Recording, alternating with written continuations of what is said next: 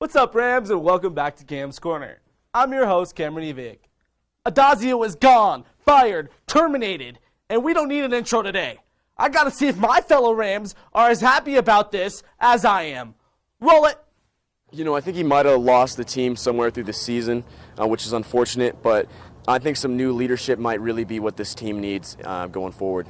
I'm not going to lie, I don't think he was a great coach, and I think it's good that we part ways with him. It's sad to see him go, but I do think it's going to be best for the team next year. I wish him the best on his future endeavors, but I look forward to next year's season without him. I think after this season, our offensive calling really wasn't that good. We got smoked by a lot of teams that we shouldn't have, and I think this was a good decision, and it's time to move on for CSU football. As I assumed, I wasn't the only one that was ecstatic about Addazio leaving. And switching gears to what the leadership at the athletics department had to say, Colorado State AD Joe Parker fielded questions for about 30 minutes regarding the change in leadership at campus. Honestly, there wasn't too much that he said that we didn't already know, and I'm sure Parker is trying to do anything in his power to avoid any sort of controversy and keep his job. But this quote about if he expected to be in this situation without a coach only 2 years later really stood out to me. Check out this footage from the presser from our very own Brendan Fairburn and Madeline Davis here at CTV Sports. I'm disappointed. This wasn't the outcome that I was expecting, wasn't the outcome that I was looking for. But the timeline has been compressed, I think, in a lot of ways. You look at what the expectations are across the country for program success, but you have to balance that towards, the work at hand. These aren't easy jobs. But yes, I'm disappointed. This wasn't my expectation. It would be back at this point 2 years later. You didn't expect to be in this situation? You hired 44 and 44 Steve Addazio from Boston College, and you didn't expect to be in this situation? And after all of that, here are the facts. CSU owes Addazio $3 million as a buyout, which is down $2 million from yesterday if they would have made that decision official then. The national coaching search, led by an outside search committee, according to Joe Parker, will be completed sometime in the next week. And the senior associate head coach and running back coach, Brian White, will serve as the interim guy in the short term. And hopefully this is the last time I ever have to say the name Stephen Robert Addazio.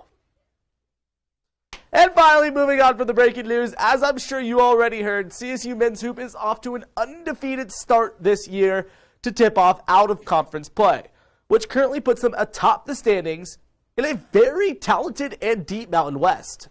Not to mention that their rivals to the north, Wyoming, currently sit behind the Rams with a 6-0 record. And in third and fourth place are Utah and Fresno State, both at 6-1 with some impressive dubs as well. Entering last night, the men were still pretty fresh off of a huge tournament win down in the Virgin Islands to take the Paradise Jam, beating out the likes of Creighton and finally pulling away from Northeastern to take the dub in the championship game. And although they had a great outing on their little business trip and took down Northern Colorado on Saturday, the Rebs are still on the outside of looking in of that AP Top 25 poll. But regardless, they did receive 59 votes in the most recent release and have a great chance of breaking into that top 25 spot if they continue piling up the dubs and winning impressively. Another task on this quest for recognition, a return to Moby to face off against the Little Rock Trojans on Wednesday night. Now UAL came into this one at a decent 4-3, but it was clear from the jump that this squad was no match for the Rams, with CSU coming to play early and ending the first half with a 23-point lead. With a score like that, it's clear the Rams played really good team ball all the way through the wire, with 4 different guys in double figures. Isaiah Stevens led the way with 12 points and 12 dimes, and Roddy was right there with them with 12 of his own to lead CSU. The bottom line is, if the Rams can win a game with Roddy only taking 5 shots, this team is in a great spot to continue their hot streak and eventually go dancing.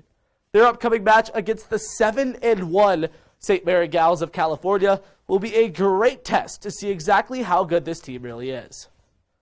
And to move on past the men and look at the women's hoops. Women's basketball was on a hot streak before it got ended by number 10 Louisville. And they came to Moby Arena and ruined the undefeated season. They lost 71-56 to number 10 Louisville in blowout fashion, They'll look to bounce back tomorrow, though, when they travel to Tempe to play the Arizona State Classic. First against Harvard and followed by UTSA on Saturday. And moving past the college ranks for hoops and into the pros, the Denver Nuggets came into the 2021 season fresh off a very disappointing playoff loss they took in the Western Conference semifinals to the Phoenix Suns in the fashion of a 4-0 sweep.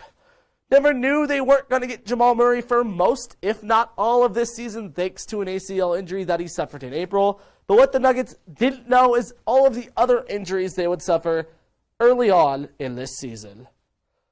Along with Jamal, and now MPJ's season-ending back surgery, PJ Dozier is also out for the year with a torn ACL just like Jamal Murray that he suffered just a couple weeks ago. And to add it on, Austin Rivers and Bones Highland were both entered into COVID health and safety protocols this week and are set to miss at least the next couple of contests. Not to mention the reigning MVP Nikola Jokic. Oh yeah, he was out for 4 games too with a wrist injury. Nikola did come back and help the Nuggets break the 6-game skid they were on before the terrible loss they took last night against the now 5-18 Orlando Magic. Everyone on this Nuggets team is going to have to step up their game in a major way. And more importantly, stay healthy if they plan on even making the playoffs this year. What a disappointing season so far. And well, Ram fans, that's all I got for you tonight. Hey, you better not go anywhere though, because we got Big Tom Isaacson with all your entertainment news.